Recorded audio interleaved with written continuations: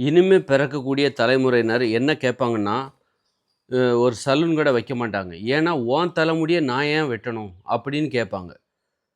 அதுபோல "உனக்கு ஏன் நான் மருத்துவம் பார்க்கணும்? நீ யாருன்னே தெரியாது. உனக்கு ஏன் நான் மருத்துவம் பார்க்கணும்? உனக்கு மருத்துவம் பார்க்குறதுக்காக நான் கஷ்டப்பட்டு உழைக்கணுமா? கஷ்டப்பட்டு படிக்கணுமா? அ என்னுடைய மகிழ்ச்சிய தியாகம் பண்ணிக்கிட்டு, நீ யாருன்னே தெரியாது. உனக்காக நான் கஷ்டப்பட்டு என் நட்பு, விளையாட்டு, ஆடல், பாடல், காதல் எல்லாத்தையும் தியாகம் பண்ணிட்டு, உனக்காக நான் படிக்கணுமா? நீ யாரு முதல்ல? யாருன்னே தெரியாது. எனக்கு காய்ச்சல் இருக்கு. நான் பைசா தரேன். எனக்கு மருத்துவம் பாரு" அப்படின்ற. அப்படின்னு கேள்வி கேட்பாங்க. நீ யாருன்னே தெரியாது. உனக்கு எதுக்கு நான் முடி வெட்டணும்? நீ குடுக்குற பணத்துக்காக நீ யாருன்னே தெரியாத உனக்காக நான் எதுக்கு முடி வெட்டணும்? நீ யாருன்னே தெரியாது. உனக்கு எதுக்கு நான் ஆடை நெய்ய வேண்டும்? நெசவாளியாக நீ யாருன்னே தெரியாதுப்பா. உனக்காக நான் எதுக்கு விவசாயம் பார்க்கணும்? நீ பணம் குடுக்குற அப்படிங்கிறதுக்காக, யாருன்னே தெரியாத உனக்காக நான் எதுக்கு விவசாயம் பார்க்கணும்? அப்படின்னு கேள்வி கேட்பான். நீ யாருன்னே தெரியாது உனக்காக நான் எதுக்கு ஆசிரியர் ஆகணும்? நான் உனக்கு எதுக்கு கல்வி கற்பிக்கணும்? நீ யாருன்னே தெரியாது உன்னை எதற்கு நான் ஆட்சி செய்ய வேண்டும்? உன்னைப் பற்றி நான் ஏன் கவலைப்பட வேண்டும்? நீ குடுக்குற பணத்துக்காக பேரு என்ன பாராட்டுவ, புகழுவ, அப்படிங்கிறதுக்காக அப்புறம் ஏதாவது தப்பு பண்ணிட்டேன்னு நீ நெனச்சுக்கிட்டா, நான் தப்பே பண்ணாம நீ நெனச்சுக்குவ, நான் தப்பு பண்ணிட்டேன்னு. உடனே என்ன அ க திட்டுவ, கெட்ட வார்த்தையால திட்டுவ. அ நான் நல்லது பண்ணா உனக்கு நீ தூக்கி வச்சு கொண்டாடுவ. ஒருவேளை நான் கெட்டது பண்ணேன்னு நீ நெனச்சேன்னா, என்ன தூக்கி கீழ போட்டு என்ன மிரட்டுவ. உனக்காக நான் சிகிச்சை செய்றேன், கஷ்டப்பட்டு படிக்கிறேன். யாருன்னே தெரியாது. உனக்கு நான் மருத்துவம் பார்க்குறேன். ஏதோ சின்ன தப்பு நடந்துருச்சு. அதனால ஒரு சின்ன விபத்து இந்த சிகிச்சையில ஏற்பட்டுருச்சு அப்படிங்கிறதுக்காக மருத்துவராகி என்ன நீ அடிக்க வர்ற, கொலை பண்ற வர்ற, கோஷம் எழுப்புற, திட்டுற. என்னதான் உன் கணக்கு? அப்போ உங்கள மாரி ஆள்களுக்கு நான் எதுக்குப்பா தியாகம் பண்ணிக்கிட்டு, என் மகிழ்ச்சியான வாழ்க்கைய தியாகம் பண்ணிட்டு படிக்கணும்? மருத்துவரா படிக்கணும். அது மாரி ஆசிரியரா நான் எதுக்கு வேலை பார்க்கணும்? அப்படின்னு சொல்லிட்டு, இனிமே நான் எதுக்கு உனக்கு முடி வெட்டணும்? நீ யாரு? உன் தலைய எதுக்கு நான் வெட்டி விடணும்? நீ யாரு? என் புள்ளையா இருந்தா கூட பரவால்ல. என் சகோதரனா இருந்தா என் நண்பனா இருந்தா கூட பரவால்ல. அவன் எனக்கு வெட்டி விடுவான். நான் உனக்கு வெட்டி விடுவேன். நீ எனக்கு வெட்டுவியா முதல்ல? நான் உனக்கு வெட்டி விடுறேன். நீ எனக்கு வெட்டுவியா? மாட்டல்ல. ஏன்? தாழ்வா இருக்கா? அப்படின்னு தாழ்வா இருக்கா? இல்ல தெரியாதா? தெரியுதோ தெரியலையோ நீ தாழ்வா இருக்கோ இல்லையோ? இதெல்லாம் எங்க பிடிச்சவங்களுக்குள்ள நாங்க செய்துக்கிற உதவி. ஒரு மருத்துவம் என்பது நாங்க பிடித்தவர்களுக்குள் செய்து கொள்ளுகிற உதவி. எனக்கு பிடிச்சவங்களுக்கு நான் மருத்துவம் பார்ப்பேன். எனக்கு தெரிஞ்ச அறிவ அவங்களுக்கு குடுப்பேன். எனக்கு பார்க்குறவங்க, தெரிஞ்சவங்க, பிடிச்சவங்க இல்லனாலும் சரி, பக்கத்துல இருக்காங்க, டெய்லி பார்க்குறோம் அப்படின்னா, அவங்களுக்கு ஒரு ஆபத்துன்னா, நான் எனக்குள்ள இருக்கிற மருத்துவ அறிவு பயன்படுத்தி அவங்களுக்கு ஏதாவது உதவி செய்ய முடியுமான்னு பார்ப்பேன். எனக்கு தெரிஞ்சவங்க, பிடிச்சவங்களுக்கு நான் எனக்கு தெரிஞ்ச கல்விய நான் போதிப்பேன். நீ யாரு முதல்ல பணம் குடுக்குற அப்படின்றது யாருன்னே தெரியாத ஒருத்தருக்காக நான் ஏன் கல்வி கற்கணும்? கல்வி கற்பிக்கிறதுக்காக எனது மகிழ்ச்சியான வாழ்க்கைய நான் ஏன் தியாகம் பண்ணணும்? அப்படின்னு இனிமே கேட்கக்கூடிய ஒரு தலைமுறையினர் தான் பிறக்கப் போறாங்க. அப்படி பிறந்தா என்னாகும்? அ அப்போ நான் எதுக்கு இந்த ட்ரெயின ஓட்டணும்? யாருன்னே தெரியாதவங்க உட்கார்றாங்க. அவங்கள ஓட்டிட்டு போறதுக்காக நான் எதுக்கு அந்த ட்ரெயின ஓட்டணும், பஸ்ஸ ஓட்டணும், விமானத்த ஓட்டணும்? விமானி ஓட்டிக்க தெரியுமா? அங்க இருக்கிற யாராவது அவங்களுக்கு தெரிஞ்சவங்களா இருப்பாங்களா? இருக்காது. யாருமே கிடையாது. மொழியே தெரியாது. விமானம் ஓட்டிட்டு பேசக்கூட முடியாது, பழகக்கூட முடியாது. அந்த அளவுக்கு அந்நிய மொழியா இருப்பாங்க. ஆனா அவங்கள தான் இவரு ஓட்டிட்டு போறாரு, உயிர பணயமா வச்சு. நான் எதுக்குப்பா உனக்காக உயிர பணயமா வைக்கணும்? ஒரு விமானி கேட்பார்ல. யாருன்னே தெரியாத உனக்காக நான் எதற்கு எனது உயிரை பணயமாக வைக்க வேண்டும்? நீ கொடுக்குற பணத்துக்காகவா? அப்படின்னு சொல்லிட்டு அதெல்லாம் கத்துக்க மாட்டாங்க இனிமேல்லாம். நான் எனக்காக வாழப் போறேன். இந்த மாரி யாருன்னே தெரியாதவங்களுக்காக வாழ்றதுல எனக்கு உடன்பாடு இல்ல. அப்படின்னு சொல்லக்கூடிய ஒரு தலைமுறையினர் பிறக்கப் போறாங்க. யாருன்னே தெரியாத உன்னை சந்தோஷப்படுத்துறதுக்காக நான் எதுக்கு நடிகர் ஆகணும்? நான் எதுக்கு இசையமைப்பாளர் ஆகணும்? நான் எதுக்கு ஒரு நடன கலைஞர் ஆகணும்? யாருன்னே தெரியாதவங்கள நான் சந்தோஷப்படுத்தி என் வாழ்க்கைய நான் தியாகம் பண்ணது தான் இங்க மிச்சம். சமூக பிரச்சனைகள் அது இதுன்னு சொல்லி யாருன்னே தெரியாதவங்களுக்காக போராடி, எனக்கு தெரிந்தவர்களோடு நான் வாழ்வதை தியாகம் செய்து விட்டேன். அப்படின்னு சொல்லக்கூடிய ஒரு தலைமுறையினர் தான் இனிமே பிறக்கப் போற குழந்தைகள். அதனால என்ன ஆகுதுன்னா, இந்த இயந்திர அறிவியல் உலகமே செயலிழக்கும். சாதிங்கிறது எது? யாருன்னே தெரியாத ஒருத்தருடைய துணிய துவைச்சனால தான அவன் உன்ன வண்ணார் அப்படின்னு ஒரு சாதியின் பெயரால் உன்னை அடையாளப்படுத்தினார்கள். குயவர் என்கிற பெயர் யாருன்னே தெரியாத ஒருவருக்காக தான குயவர் என்கிற ஒரு அது மண்பானை செய்கிற ஒரு தொழிலாளி என்று உன்னை சாதியின் பெயரால் அடையாளப்படுத்தினார். யாருன்னே தெரியாதவங்களுக்காக தானே நீ முடி வெட்டி விட்டதுனால, உன்னை ஒரு சாதியால் உன்னை அடையாளப்படுத்தி தாழ்த்தினார்கள். நான் அத செய்ய மாட்டேன். யாருன்னே தெரியாதவங்களுக்குலாம் நான் பண்ண மாட்டேன். என் பிள்ளைகளுக்கு நான் பண்ணுவேன். அது மாரி உங்க பிள்ளைகளுக்கு நீங்க முடி வெட்டிக்கோங்க. உங்க பிள்ளைகள் வேணா உங்களுக்கு முடி வெட்டி விடுவாங்க. அப்படின்னு சொல்லக்கூடிய தலைமுறையினர் வரப்போறாங்க. இந்த மாரி அந்நியர்களுக்கு நம்ம சேவை பண்ண, அவங்க நம்மள சாதியால அடையாளப்படுத்த, யாருன்னே தெரியாதவங்க வீட்டு முன்னாடியெல்லாம் நான் துப்புரவு செய்ய வேண்டியிருக்கு. துப்புரவு பணியாளர் அப்படின்னு ஒரு சாதியின் பேரால என்ன அடையாளப்படுத்துறாங்க. நான் என் வீட்டை மட்டும் சுத்தம் படுத்திக்கிறேன். என் தெருவை மட்டும் சுத்தப்படுத்திக்கிறேன். என் தெருவில் உள்ள எல்லாரும் சேர்ந்து எனது தெருவை சுத்தப்படுத்திக் கொள்கிறோம். எனது வீட்டை நாங்கள் சுத்தப்படுத்திக் கொள்கிறோம். அப்படின்னு சொல்லக்கூடிய தலைமுறையினர் வரப்போகிறார்கள். நியாயமா இருக்கா? இல்லையா? தெரிஞ்சவங்களுக்கு நம்ம சேவை செய்வோம். அவங்க நமக்கு செய்வாங்க. உதவி கிடைக்கும். தெரிஞ்சவங்களுக்கு உதவி பண்ணு. நான் அதுக்கு தெரியாதவங்களுக்கெல்லாம் உணவு உற்பத்தி பண்ணி வியாபாரம் பண்ணணும். தெரிஞ்சவங்களுக்கு நான் வந்து எனக்கு உற்பத்தி பண்ணுறத தெரிஞ்சவங்ககிட்ட கொடுத்துட்டு போகிறேன். அவங்க எனக்கு கொடுப்பாங்க. இது போதும். அப்போ இதில் மரியாதை இருக்குது. அவங்க என்ன தாழ்த்த முடியாது. நான் பிடிச்சிருந்தா மட்டும் தான் செய்வேன். இன்னும் வியாபாரம் பண்ண மாட்டேன். வியாபாரங்கிறது பண்ட மாற்று முறைங்கிறதே வேண்டாம். ஒண்ணு குடுக்குறாங்கங்கிறதுக்காக எனக்குள்ளத நான் தூக்கி குடுக்குறது, பணம் குடுக்குறாங்கங்கிறதுக்காக நான் போய் அவங்களுக்கு சேவை பண்ணுறது, அவங்க என்ன வந்து சாதியின் பேரால அடையாளப்படுத்தி தாழ்த்துறது, எதுக்கு இதெல்லாம்? அதனால தானே சாதி உருவாச்சுது. சாதி ஏன் உருவாச்சுது? இவங்க வந்து பிராமணர்கள் உயர்ந்தவர்கள்னு ஏன் சொன்னாங்க? அவங்க தெரியாதவர்கள் வீட்டுக்கெல்லாம் போய் யாருன்னே தெரியாதவங்களுக்கெல்லாம் போய் சடங்கு பண்ணுறது, மந்திரம் ஓதுறது, இந்த மணமக்கள் நல்லா இருக்கணும்னு சொல்லி மந்திரம் ஓதுறது. எதுக்கு உனக்கு இந்த அக்கறை? தேவையில்லாத அக்கறை. தே யாருன்னே தெரியாத நீ வந்து எனக்கு மந்திரம் சொல்ல தேவையில்ல. அவங்களும் என்ன சொல்லுவாங்க, யாருன்னே தெரியாத உனக்கெல்லாம் நான் மந்திரம் சொல்ல வேண்டிய அவசியம் அப்படி ஒரு தொழிலே தேவையில்ல. நான் எனக்காக வாழ்ந்து கொள்கிறேன். எனக்கு எனக்கு பிடித்தவர்களுக்காக வாழ்ந்து கொள்கிறேன். எனக்கு தெரிந்தவர்களுக்காக, உறவுகளுக்காக, குடும்பத்தினருக்காக வாழ்ந்து கொள்கிறேன். எனக்காகவும் எனது குடும்பத்தினர், தெரிந்தவர்கள், உறவினர்கள் எனக்காகவும் வாழ்வாங்க. அப்படிப்பட்ட தற்சார்பு வாழ்க்கை முறை தான் வரப்போகுது. தற்போதுள்ள இயந்திர அறிவியல் உலக வாழ்க்கை என்பது தெரியாதவர்களுக்கு நீ செய்கிற சேவை அது அடிமைத்தனம். அந்த அடிமைத்தன வாழ்க்கை இத்துடன் முடிவு பெறுகிறது. இனிமே வர காலம் வந்து அதனால தான் இந்த இயந்திர அறிவியலுமே ஃபெயிலியர் ஆகுது. உனக்கு எதுக்கு நான் வீடு கட்டி தரணும்? நீ யாரு? அதுக்காக நான் ஏன் கல்லு, மண்ணு இல்லாம வெயில்ல கடந்து கஷ்டப்பட்டு உனக்கு எதுக்கு வீடு கட்டி தரணும்? நீ என்ன மாமனா, மச்சானா? இல்ல சொந்தக்காரனா, நண்பனா, குடும்பத்த அப்பாவா, பிள்ளையா? யாருமே கிடையாதுங்கிறனா, அப்போ உனக்கு தேவையான வீட்ட நீயே கட்டிக்கோ. எனக்கு தேவையான வீட்ட நான் கட்டிக்கிறேன். கட்ட முடியாதுல்ல? என்னால தான் கட்ட முடியும்னு நெனைக்கிறல்ல? உன்னால என்ன கட்ட முடியும்? குடிசை தானே கட்ட முடியும். கட்டிக்கோ. என்னால குடிசை தான் கட்ட நான் கட்டிக்கிறேன். போ! உனக்கெல்லாம் நான் அடிமை வேலை பார்க்கணுங்கிற யாருன்னே தெரியாத உனக்காக என் மகிழ்ச்சியான வாழ்க்கைய தியாகம் பண்ணிட்டு உனக்கு அடிமை வேலை பார்க்கணுங்கிற அவசியம் இல்ல. நான் எதுக்குப்பா விஞ்ஞானியா யாருன்னே தெரியாதவங்களுக்கெல்லாம் அவங்க குடுக்குற பணத்துக்கும், புகழுக்கும் ஆசைப்பட்டு ஏன் மகிழ்ச்சியான வாழ்க்கைய தியாகம் பண்ணிட்டு ஆராய்ச்சி பண்ண வேண்டிய அவசியம் இருக்கு? அப்படின்னு கேட்குற தலைமுறைகள் தான் இனிமே வரப்போறாங்க. நியாயமான கேள்வி தானே? அதனால இந்த இயந்திர அறிவியலும் ஃபெயிலியர் ஆயிடும். அப்போ இனிமே எல்லாருமே தனது கவனம், அன்பு, பாசம், அக்கறை, சேவை எல்லாத்தையும் தனக்கு தெரிந்தவர்களுக்காக, பிடித்தவர்களுக்காக, உறவுகளுக்காக, குடும்பத்தினருக்காக குடுப்பாங்க. தெரியாதவர்களுக்கு யாரும் குடுக்க மாட்டாங்க. தெரியாதவங்களுக்கு, அந்நியர்களுக்கு அது செய்யணுங்கிற அவசியம் இல்ல. கேட்டா மட்டும், அதில உடன்பாடு இருந்தா மட்டும் பண்ணலாமே தவிர, அப்படி ஒவ்வொருத்தரும் குடும்பமா அல்லது உறவுகளோடு, நண்பர்களோடு ஒரு கூட்டம் கூட்டமா அப்படி வாழும்போது, உனக்கு தேவையான உதவி கிடைச்சிருதே! உனக்கு தேவையான முடி வெட்டணுமா உனக்கு? உன் நண்பன கூட்டுக்கோ, அவன் வெட்டி விடுவான். யாருன்னே தெரியாத என்கிட்ட வந்து நீ முடி வெட்டணும்னு கேட்கும்போது தான், நீ என்ன பண்ற? முடி வெட்டுற சாதின்னு ஒரு அடையாளப்படுத்த ஆரம்பிச்சுடுற. உன் வேலை முடி வெட்டுறது அப்படின்னு சொல்லி, என்ன முடி வெட்டுற சாதியா நீ மாத்திர்ற. யாருன்னே தெரியாத என்கிட்ட வந்து மண்பானை செஞ்சு குடுன்ற, நான் குடுத்த உடனே என்ன ஒரு சாதியால அடையாளப்படுத்துற. யாருன்னே தெரியாத என்கிட்ட வந்து என் வீட்ல வந்து அடப்பெடுக்கணும், கால்வாய் துப்புரவு பண்ணணும்னு சொல்ற. கடைசியில என்ன வந்து ஒரு சாதியின் பேரால என்ன நீ இழிவுபடுத்துற. உனக்கு உதவி செஞ்சதுக்கு எனக்கு குடுக்குற தண்டனையா அது? அப்போ இனிமே வர பசங்க என்ன பண்ணுவாங்க? இனிமே வர மக்கள் என்ன பண்ணுவாங்க? நாங்க தலைமுறையினர், குழந்தைகள், நாங்க எங்களுக்கு தெரிஞ்சவங்களுக்காக எங்களுக்கு தெரிஞ்சவங்க எங்க வீட்ல வீட்ல உள்ளவங்க குடும்பத்தார், தெருவுல உள்ள பிரச்சனைகள நாங்க பார்த்துக்குறோம். இன்னொரு தெருவுக்கு போய் நான் சேவை பண்ண வேண்டிய அவசியம் இல்ல. இன்னொரு தெருவுல எனக்கு தெரிஞ்சவங்களுக்காக நான் சேவை பண்ணிக்கிறேன். அவங்க எனக்கு சேவை பண்ணுவாங்க. நான் மட்டும் தான் பண்ணுவேன் அப்படின்லாம் கிடையாது. எனக்கு முடி வெட்டணுமா? என் நண்பன் வெட்டி விடுவான். அல்லது எனக்கு எங்க அப்பா, அண்ணன் அல்லது தெரிஞ்சவங்க வந்து வெட்டி விடுவாங்க. நான் அவங்களுக்கு வெட்டி விடுவேன். அப்ப யாருங்க சாதியால உயர்ந்தவர், தாழ்ந்த எல்லா வேலையும் எல்லாருமே செய்வாங்க.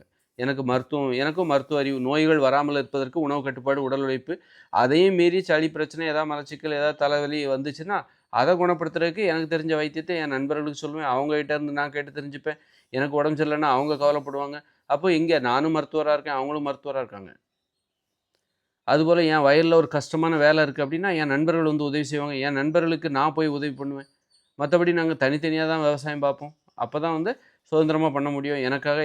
எனக்கு பிடித்த உணவுகளை நான் உற்பத்தி செய்ய முடியும். கூட்டமா குடும்பமா இருந்தாலும் கூட்டமா உழைக்கக்கூடாது. உழைச்சா இவன் தான் மூத்தவன் தான் கஷ்டப்பட்டு உழைச்சு இந்த அறுவடைலாம் கிடைச்சது அப்படின்னு அவன் பேரு அப்ப வந்து குடும்பத்தில பிரிசல் வந்துரும். இவன் சும்மாவே தான் ஊர் சுத்திட்டு திரிஞ்சான் அப்படின்னு சொல்லுவாங்க. அப்போ குடும்பத்தில வந்து அப்புறம் வந்து சிலர் வந்து சும்மாவே இருந்து அந்த பலன்கள சிலர் கஷ்டப்பட்டு உழைப்பாங்க. அப்போ அந்த குடும்பத்தில விரிசல் ஏற்பட்டுரும். அதனால தனித்தனியா உழைக்க போறோம். உனக்கு தேவையான உதவிய உனக்கு தெரிந்தவர்களிடமிருந்து கேட்டுக்கொள். இதான் தற்சார்பு வாழ்க்கை முறை. தெரியாதவங்களுக்கு நாங்கள் உதவி பண்ணி எங்களை நீங்கள் கொடுக்குற பணத்துக்காக நாங்கள் தெரியாதவர்களுக்கெல்லாம் உதவி பண்ணி நீங்கள் கொடுக்குற கூலிக்காக கடைசியில் நான் என்ன உதவி பண்ணேனோ அந்த உதவியை வச்சு என்ன அடையாளப்படுத்துகிறேன், என்ன தரப்படுத்துகிறேன். நான் என்ன உதவி செஞ்சேன் உனக்காக? நான் என்கிட்ட நீ துணியை துவைக்க கொடுத்த, நான் உனக்கு நீ நல்லா துணி துவைக்கிறேன்னு உனக்கு பணம் தரேன்னு சொன்னேன், நான் உனக்கு உதவி பண்ணேன், கடைசியில் நீ துணி துவைக்கிற இந்த சாதியை சார்ந்தவர்னு சொல்லி என்ன அடையாளப்படுத்துகிறேன்? என்ன இது உனக்கு உதவி செஞ்ச என்ன நீ அடையாளப்படுத்துகிற? ஆனால் என்கிட்ட உதவி மட்டும் வேணும், ஆனால் உன் வீட்டில் என் பிள்ளைகள் உன் வீட்டில் உள்ள பிள்ளைகளை காதல் பண்ணால் உனக்கு பொறுக்கலை. அப்போ என் வீட்டில் பிள்ளைகள் உன் வீட்டில் உள்ள பசங்களோட நண்பர்களாக இருந்தால் உனக்கு பொறுக்கலை அப்படின்னு அப்படிங்கிற கேள்வி எனக்கு வந்துருச்சா இல்லையா? எனக்கு வந்துருச்சுல்ல. அப்போ இதே கேள்வி தான் இனிமேல் வர பிள்ளைகளுக்கு வரப்போகுது. முதல்ல எனக்கு வந்திருக்கு. இனிமேல் வர பிள்ளைகளுக்கு எல்லா உலகம் முழுக்க இந்த கேள்வி வரும். உனக்கு எதுக்கு நான் மருத்துவம் பார்க்கணும்? உனக்கு எதுக்கு நான் வண்டி ஓட்டணும்? உனக்கு எதுக்கு நான் விமானியாக இருக்கணும்? உனக்கு எதுக்கு நான் மாலுமியாக இருக்கணும்? உனக்காக எவனோ பயணிப்பதற்கு நான் எதுக்கு கப்பலை செய்யணும்? யாருக்கோ தேவையான மின்சாரத்தை நான் எதற்கு உற்பத்தி செய்ய வேண்டும்? இரவும் பகலும் பாராமல் எனது மகிழ்ச்சியான வாழ்க்கை தியாகம் எதற்காக நான் செய்ய வேண்டும் அப்படின்னு சொல்லிட்டு, எனது மகிழ்ச்சியான வாழ்க்கையை நீ கொடுக்குற பணத்திற்கு ஈடானதா? நீ கொடுக்குற பணத்திற்கு எனது மகிழ்ச்சியான வாழ்க்கையை தியாகம் செய்ய வேண்டுமா?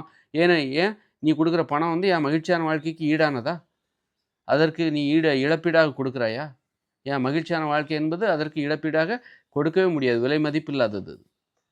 அதை நான் யாருக்காகவும் இழக்க மாட்டேன் அப்படின்னு சொல்லிட்டு இனிமேல் பிறக்கிற பசங்க நேரடியாக அவங்கவுங்க வாழ்க்கையை வாழ போகிறாங்க. யாருக்காகவும் தியாகியாக இல்லாமல் தனக்கு பிடித்தவர்களுக்காக, உறவுகளுக்காக, சொந்தங்களுக்காக, குடும்பத்துக்காக உதவி செய்து ஒருவருக்கொருவர் உதவி செய்து வாழப்போகிறார்கள். அப்போ அங்கே சாதி இல்லை, மதம் இல்லை. தெரியாதவங்களுக்கு உதவி செஞ்சனால்தான் நம்மளை சாதின்னு சொன்னாங்க, சாதியால் அடையாளப்படுத்தினாங்க. இந்த உதவியெல்லாம் இவர் சிறப்பாக செய்கிறாரு, வழி வழியாக அவங்க அப்பா அந்த உதவி செய்கிறதுக்கு பிள்ளைகளுக்கு கற்றுக் கொடுத்தாரு. அப்போ இந்த உதவியெல்லாம் செய்கிற நீ இந்த சாதி அப்படின்னு சொன்னாங்க. அப்போது உதவி செஞ்சவங்களுக்கு நீ கொடுக்குற பட்டமா இது? என்னடா இது அப்படின்னு சொல்கிற குடும்ப தலைமுறையினர் இனிமேல் பிறக்கிற குழந்தைகளாக இருப்பாங்க. அதனாலே இந்த உலகம் ஃபெயிலியர் ஆக போகுது. அதனால் நான் எதுக்கு இன்ஜினியராக, நான் எதுக்கு கரண்டை உற்பத்தி பண்ணணும், நான் எதுக்கு அணு உலைகளில் கஷ்டப்படணும், அணுகுண்டுகளை நான் ஏன்ப்பா தயாரிக்கணும், யாருனே தெரியாதவங்க தலை மேலே போடுறதுக்கு நான் எதுக்கு குண்டு தயாரிக்கணும், நான் எதுக்கு ஏன் உயிரை பணயமாக வச்சு சண்டை போடணும் அப்படின்னு சொல்லிட்டு, நான் எதுக்கு ஆட்சி பண்ணணும், நான் எதுக்கு முதல்வராகணும், யாருனே தெரியாதவங்களெல்லாம் நான் எதுக்கு முதல்வராகணும் அவங்கள ஆட்சி செய்ததற்காக? அவங்களுக்காக நான் எவ்வளோ ஆபத்துகள் இருக்குது ஒரு முதலமைச்சருக்கு. இந்த யாருன்னே தெரியாத இந்த மக்களை ஆட்சி செய்வதற்காக நான் எதுக்கு பிரதமர் ஆகணும்? சுதந்திரத்தை இழந்து நிம்மதியாக தெருவில் நடந்து போக முடியல, எப்போ பார்த்தாலும் பாதுகாப்பு பயம், மரண பயத்தோட நான் எதுக்கு வாழணும்? நிம்மதியாக தூங்கவே முடியல, தூக்கமே வர மாட்டேங்குது, ஒரே பிரச்சனை பிரச்சனை பிரச்சனை. மகிழ்ச்சியாக குடும்பத்தோட நிம்மதியாக செலவழிக்க முடியல. அதற்கு ஈடாகுமா நீங்கள் கொடுக்குற பணமும் புகழும்? அந்த மகிழ்ச்சியான வாழ்க்கைக்கு ஈடாகிடுமா?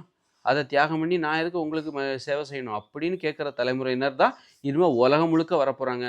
அதனால் எல்லாரும் என்ன பண்ண போகிறாங்க, அதை சொல்ல மாட்டாங்க, செய்வாங்க. எப்படி தெரியுமா? காதலிக்கிறதுல கவனம் செலுத்துவாங்க, ஆடுவதிலும் பாடுவதிலையும் விளையாடுவதிலையும் மகிழ்ச்சியாக வாழ்வதிலையும் கிடைக்கிறத பகிர்ந்து உண்பதிலையும் கவனம் செலுத்துவாங்க. கவனம் செலுத்தி அதிலே இந்த உலகத்தை மறந்துடுவாங்க. இந்த உலகத்தை பராமரிக்கிறதுல யாருமே இன்னும் டாக்டர் ஆக மாட்டாங்க, இன்ஜினியர் ஆக மாட்டாங்க, ஓட்டுநர் ஆக மாட்டாங்க, கஷ்டப்பட்டு எந்த பிளம்பர் ஆக மாட்டாங்க, எலக்ட்ரிஷியன் ஆக மாட்டாங்க, மளிகை கடைலாம் வச்சுக்க மாட்டாங்க. காய்கறி வெயிலில் கடந்து காஞ்சி இந்த காய்கறியை வியாபாரம் பண்ணி நைட் ஆனால் வீட்டில் தூக்கம் வர மாட்டேங்குது, அதை பண்ண மாட்டாங்க. இப்படியே இந்த உலகம் ஃபெயிலியர் ஆகிடும். இன்ஜினியரிங் காலேஜில் ஆள் கிடைக்க மாட்டாங்க, மருத்துவ காலேஜில் ஆள் கிடைக்க மாட்டாங்க. நீட்டெல்லாம் விளக்குறோம், வாங்கன்னுவாங்க. வேண்டாம் வேண்டாம் போயிட்டு வாங்க. ஆசிரியர் பயிற்சி கல்லூரியில் ஆசிரியர்கள் வர மாட்டாங்க. படிப்பதற்கே மாணவர்கள் ஆர்வமாக இல்லாமல் கடமைக்காக போவாங்க. கடைசியில் கல்வி நிலையங்கள் கேள்விக்குறியாக மாறும். கடைசியில் பார்த்தீங்கன்னா என்ன ஆகும் அப்படின்னா, எல்லாமே செயலிழப்பதை உணர்வார்கள். இளைய தலைமுறையினர் மகிழ்ச்சியாக வாழ்வதில், நேரடியாக மகிழ்ச்சியாக வாழ்வதில், எளிமையாக வாழ்ந்து கொண்டு மகிழ்ச்சியாக வாழ்வதில் கவனம் செலுத்துகிறார்கள். அவர்களை நாம் ஒன்றும் செய்ய முடியாது, கட்டுப்படுத்த முடியவில்லை. அவர்கள் நல்ல வழியில் தான் போகிறார்கள், பழகுகிறவர்களிடம் அன்பாக இருக்கிறார்கள், பாசமாக இருக்கிறார்கள். அவர்களை நம்மால் எதுவும் செய்ய முடியாது. நல்லா வாழ்ந்தால் சரி, பணக்காரனாக வாழணுங்கிற அவசியம் இல்லைங்க. நல்லா வாழ்ந்தால் சரி. இப்போ நல்லா தானே இருக்காங்க, சந்தோஷமாக தானே இருக்காங்க. 20 வயசில் கல்யாணம் பண்ணிப்பாங்க, 40 வயசில் பேரம்பேத்தி, 21 வயசில் அப்பா அம்மா, 40 வயசில் பேரம்பேத்தி, 60 வயசில் கொள்ளு பேரன் கொள்ளு பேத்தி, 80 வயசில் எள்ளு பேரன் எள்ளு பேத்தி, அப்புறம் 90 வயசில் ஜொல்லு பேரன் ஜொல்லு பேத்தி அப்படின்னு ஒரு 5-6 தலைமுறையை வாழும்போதே பார்த்துருவாங்க. 120 வயசு வரைக்கும் வாழ்வாங்க அப்படின்னா கிட்டத்தட்ட 6 தலைமுறையை பார்த்துருவாங்க. இதை விட சிறந்த பேர் வேற எதுலங்க கிடைக்கும்? இது எல்லாராலையும் முடியும். இப்படிப்பட்ட வாழ்க்கை எல்லாராலையுமே முடியும். எல்லாராலையும் முடிகிற ஒரு வாழ்க்கை இது. ஆனால் எல்லாராலையும் டாக்டர் ஆக முடியுமா? எல்லாருக்கும் இடம் கிடைக்கும். கிடைச்சா கூட எம்பிபிஎஸ் படிக்கிறவங்கலாம் டாக்டர் ஆகிட முடியாது. அது மாதிரி வந்து இன்ஜினியர் எல்லாரும் இன்ஜினியர் எல்லாராலையும் ஆக முடியாத விஷயத்தை நோக்கி எல்லாருமே ஓடுறதுக்கு பதிலாக எல்லாராலுமே ஆக முடியும். எது? அப்பாவாக முடியும், கல்யாணம் பண்ண முடியும், அப்பாவாக முடியும், தாத்தாவாக முடியும், மகிழ்ச்சியாக வாழ முடியும், எல்லாராலையும் ஆட முடியும், பாட முடியும், விளையாட முடியும் அப்படின்னா எல்லாராலையும் முடிகிற ஒரு விஷயம். அது மிகப்பெரிய சந்தோஷம். அது மிகப்பெரிய எளிதாக வேற இருக்குது. அது பாதுகாப்பாக வேற இருக்குது. ஆரோக்கியம் வேற தருகிறது. நோய் இல்லாமல் செய்கிறது. அப்படி இருக்கும்போது அதை நோக்கி போகிறது தானே சரி. எல்லாரும் ஏன் மருத்துவராக எல்லாராலையும் ஆக முடியுமா? இப்போ எல்லாராலையும் ஆக முடியாது. ஆடல், பாடல், காதல், நட்பு, உறவு, குடும்பம், கூட்டு குடும்பம், விவசாயம், உடல் உழைப்பு, உடற்பயிற்சி இதெல்லாம் வந்து எல்லாராலையும் முடியும் அப்படிங்கும்போது, அப்போ உடம்புல நோயே வராதே. நோயே வரலன்னா அவனுக்கு மருத்துவரே தேவையில்லையே. எம்பிபிஎஸ் மருத்துவமனை அந்த மருத்துவமனையும் தேவையில்ல. எம்பிபிஎஸ் படித்த டாக்டருமே தேவையில்லையே. அப்போ எல்லாராலையும் முடிகிற இந்த வாழ்க்கையை வாழும்போது, உனக்கு காங்கிரீட் கட்டடம்லாம் தேவையப்படாது. அது படித்தா தான் முடியும். படித்தா ரொம்ப கஷ்டப்பட்டால் தான் காங்கிரீட் கட்டடத்திலே வசிக்க முடியும். அப்போ நீ இந்த மாதிரி போயிட்ட காதல், நட்பு, குடும்பம் அப்படின்னு உறவு, ஆடல், பாடல், விளையாட்டுன்னு போயிட்ட அப்படின்னா, பள்ளிக்கூடத்துக்கே நீ படிக்கல அப்படின்னா, அப்புறம் வந்து சிமெண்ட் உற்பத்தி எல்லாமே நின்று போயிடுமே. அப்போ நீ குடிசையில் தான் வாழப்போற. எல்லாராலையும் குடிசை கட்ட முடியும். எல்லாராலையும் காங்கிரீட் வீடு கட்ட முடியுமா? முடியாது. அதனால் இதுதான் ஃப்யூச்சர். அதை சொல்லுகிற ஒரு இயற்கையின் தூதுவனாக, இயற்கை அனுப்பிய தூதுவனாக, முன்கூட்டியே இதை சொல்லுகிற ஒரு இயற்கை அனுப்பிய தூதுவன் தான் இந்த முதல் மனிதன். முதலில் மனிதனாக முழுமையடைந்தவன். இப்பொழுதுதான் மனிதர்கள் முழுமையடைகிறார்கள். இப்பொழுதுதான் மனிதர்கள் விலங்குகளாக குரங்குகள் தான் இப்போ நம்ம விலங்காக வாழ்ந்துட்டு இருந்தோம். மனம் என்கிற நோய் ஏற்பட்டுச்சு. அந்த மனம் என்கிற நோய் தான் மனிதர்களை மனிதர்களாக மாற்றியது. அதாவது குரங்குகளை விலங்குகளாக வாழ்ந்து கொண்டிருந்த குரங்குகளை மனிதர்களாக மாற்றியது. இப்பொழுதுதான் மனிதர்கள் முழுமையாக நிமிர்ந்திருக்கிறார்கள். அந்த நிமிர்ந்த முதல் மனிதன் தான் நான். அணு அணுவாக நிமிர்ந்தார்கள். அதனால் மற்றவங்களாம் கூன் போட்டா இருக்காங்க அப்படின்னு கேட்காதீங்க. அந்த உணர்வால் நிமிர்ந்திருக்கிறோம். வெறும் உடலால் மட்டுமல்ல, உடலாலும் சரி உணர்வாலும் சரி முதலில் நிமிர்ந்த அந்த முதல் மனிதன் தான் நான். அதனால் உணர்வால்னா ஒரு சுயமரியாதையோட நான் எதுக்கு மற்றவங்களுக்கு மற்றவங்களுக்கு தெரியாதவங்களுக்கெல்லாம் உழைக்கணும் அப்படின்னு கேள்வி கேட்டேன் பாருங்க. உணர்வால் நிமிர்கிறேன், அறிவால் நிமிர்கிறேன், தெளிவால் நிமிர்கிறேன், அப்புறம் உடலாலும் நிமிர்கிறேன். இது எல்லாம் சேர்ந்தது தான். அந்த முழுமையை அடைந்த முதல் மனிதன் தான் நான். எனது மனதில் எண்ணங்கள், கனவுகள், யோசனைகள், கற்பனைகள், சிந்தனைகள் இதெல்லாம் வந்து ஒரு அப்பப்போ வருமே தவிர மற்ற நேரம் வெற்றிடமாக இருக்கும். இதுதான் மற்றவங்களுக்கு எனக்குள்ள வித்தியாசம். அது வந்து திடீர்னால வந்து கிடையாது. இந்த மாதிரி கேள்வி கேட்டு ஒரு கேள்வி உங்கள் மனதில் அமைதியை ஏற்படுத்தும். இப்போ வந்து ஒரே குழப்பமாக இருக்குது. பூமி உருண்டையா இல்லையா அப்படின்னு சொல்லிட்டு. மனிதர்களை கடவுள் தான் படைத்தாரா? அப்படி கடைசியில் பார்த்தா குரங்குலேருந்து வந்தாங்க அப்படிங்கும்போது பூமி உருண்டங்கும்போது ஒரு அமைதி ஏற்பட்டுச்சுல. அந்த பஞ்சாயத்து முடிஞ்சு போச்சுல்ல. யாருமே அதற்கப்புறம் அதை வந்து இல்லைன்னு மறுக்கிறது கிடையாது. அதுபோல் அப்போ ஒரு அமைதி ஏற்படுத்தல. அதுபோல தான் நான் நிறைய கேள்விகளுக்கு விடை கிடைச்சது எனக்கு. அதனால எனக்கு ஏற்பட்ட அமைதி தான். எனக்கு எண்ணங்கள், கனவுகள், யோசனைகள் வருவதே கிடையாது. ஒரு 5% தான் வருது. 5% தான் வருது. 95% வெற்றிடம் தான். தியானத்தின் போது உங்களுக்கு ஒரு வெற்றிடம் இருக்குல்ல, அதுபோல் நான் சுயநினைவோடு இப்போ நான் பேசிகிட்டு இருக்கேன்னா கூட அப்படி பேசும்போது தான் வருவதை தவிர விட்டேன்னா அப்படி வெற்றிடமாக இருக்கும். அதுதான் உங்களுக்கு எனக்கு வித்தியாசம். அந்த இந்த வித்தியாசம் தான் இனிமேல் பிறக்கிற பிள்ளைகளுக்கு வரப்போகுது. எனக்கு மட்டும்தான் வரும், யாருக்கு வர அப்படி இல்லை. இனிமேல் பிறக்கிற பசங்களுக்கு இந்த நிலைமை வரப்போகுது. இப்படித்தான் அவங்க மனசு செயல்படும். அவர்கள் தெளிவடைந்து விட்டார்கள். எப்படி வாழ வேண்டும், எதை சாப்பிட வேண்டும், எதை சாப்பிடக்கூடாது, நோய்களுக்கு என்ன காரணம் எல்லாத்தையும் தெரிஞ்சுக்கிட்டாங்க. அரிசி, கேழ்வரகு, கோதுமை எல்லாம் போதை உணவுகள் அது. போதையில் இருக்கிறவங்க எப்படி கட்டுப்பாடாக இருப்பாங்க? கண்டதையும் யோசிப்பாங்க. அதனால் வந்து அது ஒரு ஊக்கம் இருந்தது. அளவுக்கு அதிகமான வலிமை தந்து நம்மளை வந்து மிகைப்படுத்துகிற, நமது வலிமையை மிகைப்படுத்தி நம்மை எளிமையை புறக்கணிக்கிற, எளிமையானவர்கள் என்பதை ஏற்க மறுக்கிற ஒரு ஊக்க மருந்து தான் அந்த அரிசி, கேழ்வரகு, கோதுமை. அதுதான் நோய்களுக்கு காரணம். அதனால் அதை சாப்பிட்டதால் ஏற்பட்ட பின் விளைவுகள் தான். அந்த அரிசி, கேழ்வரகு, கோதுமை, சாமை, திணை, குதிரைவாலி இதெல்லாம் சண்டை போடுவதற்காக சண்டை போடுவதற்கு அளவுக்கு அதிகமான வலிமை தேவை. சண்டை போடுவதற்காக உருவாக்கப்பட்ட உணவுகள் அது. அதை சாப்பிட்டதுனால ஏற்பட்ட பக்க விளைவுகள் தான் நோய்கள். பின் விளைவுகள் தான் நோய். அதனால் ஏற்பட்ட அந்த ஊக்க மருந்துன்னு நான் சொன்னேன் அப்படி தானே. அதை சாப்பிட்டதால் ஏற்பட்ட ஊக்கத்தை நம்ம உடம்பு தாங்கிக்க முடியல. நம்ம நரம்புகளால் தாங்கிக்க முடியல. அதனால ரொம்ப டயர்டாயிடுச்சு. டயர்டாகி நரம்பு தளர்ச்சி, நரம்புகள் பலவீனம். அதனால் பிற நோய்கள் உள்ளே புகுந்துருச்சு. கெட்ட எண்ணங்கள் உள்ளே புகுந்துருச்சு.